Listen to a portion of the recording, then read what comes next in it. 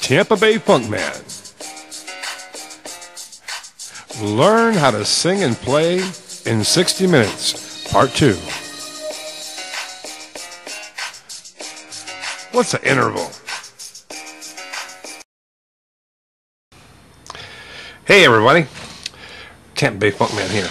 As promised, I would like to show you the next part of how to learn to play music, sing a song, play a keyboard in 1 hour or less. The next point I'd like to teach you is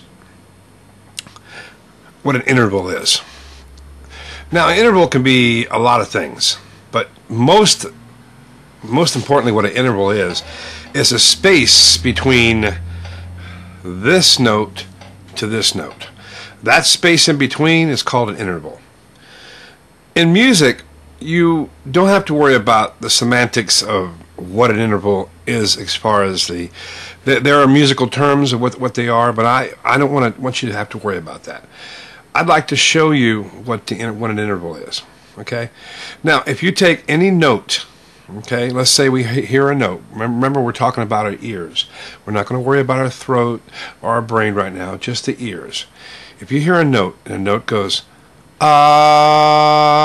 you hear that note, right there. Now, if the note moves up,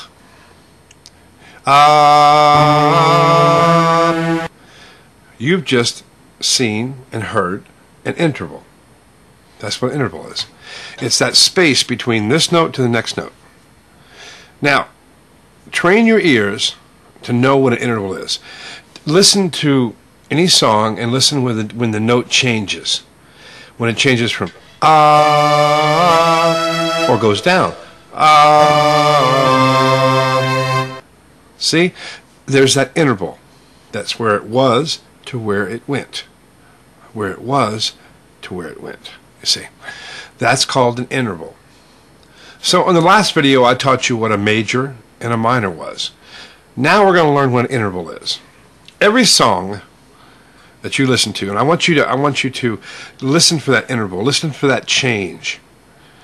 Now, you won't hear this a lot in hip-hop because they're speaking a lot of the times. But to a certain extent you will. You'll hear the tonal difference. But let's talk about just musical right now.